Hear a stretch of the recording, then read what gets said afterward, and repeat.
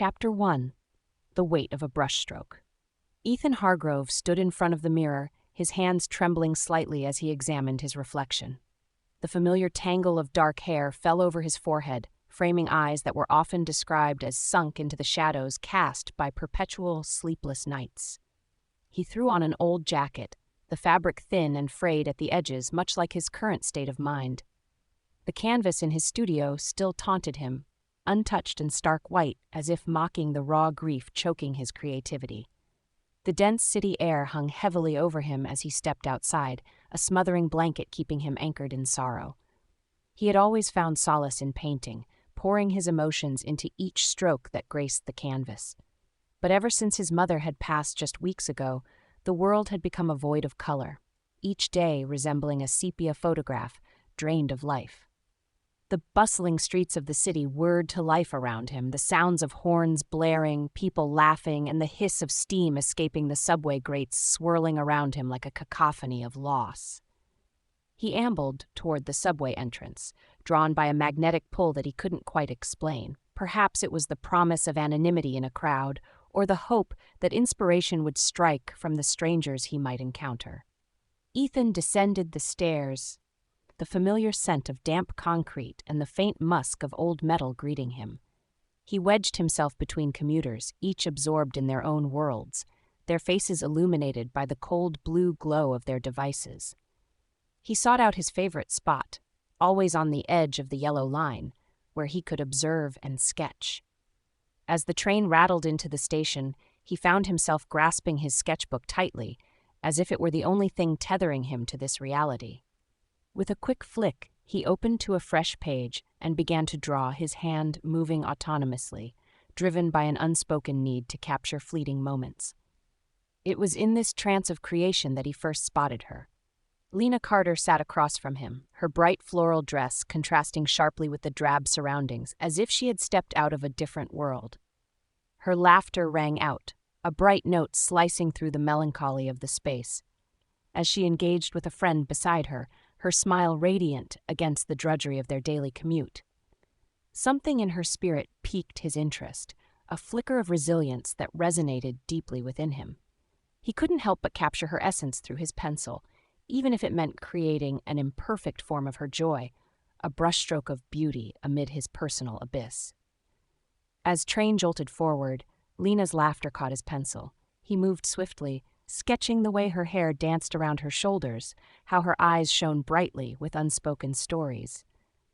He felt a jolt of inspiration pulse through him as he captured the lightness in her demeanor, the way it seemed to both repel and attract the shadows looming in the subway.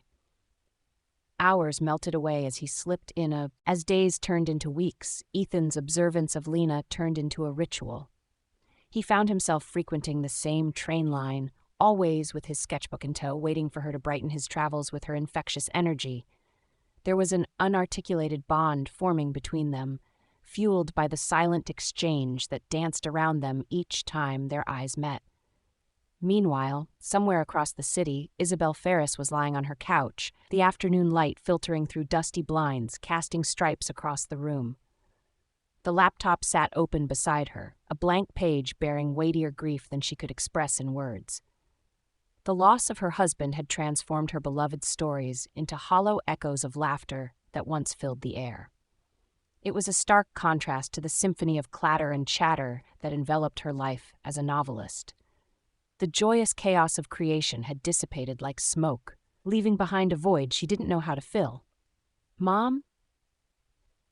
Daniel's voice broke through her solitude, soft, almost hesitant as he stood in the doorway, his figure shadowed against the sunlight. At barely 15, he looked older, his eyes mirroring the sadness that engulfed their home.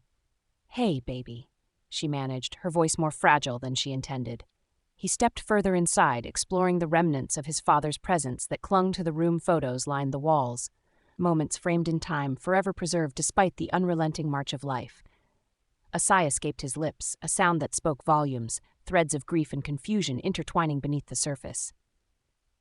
"Are you okay, Mom? You don't write anymore," his confession stung. She faltered, feeling the weight of her son's gaze. "I'm finding it hard to get back into it. I guess some stories are just too big to tackle right away." Daniel shifted on his feet, hands shoved in his pockets. "It's okay to feel that way," he said quietly, the wisdom beyond his years wrapping around her heart like a tight embrace. Isabel nodded, a lump forming in her throat as she searched for the right words. "I don't want to drag you down, Daniel. I should be strong for you." "You don't have to be strong all the time, Mom," he replied, almost as if he were trying to convince her of something he himself struggled to believe. "I just wish." His voice faded, hanging in the air. "I know, sweetheart," she soothed him, reaching out to touch his arm. Daniel shrugged her hand off, his teenage anger bubbling just below the surface. "Do you think it's too late to get him back? To get Dad back?" The question pierced her, anger and sorrow clashing in an infinite loop of grief. Daniel, nothing will bring him back. But deep down, she wondered if she could escape the shackles of grief in words, not her own, but through the stories of others. A few days later, a chance encounter led Isabel to a quaint cafe around the corner from her apartment, a place she often overlooked in favor of writing at home.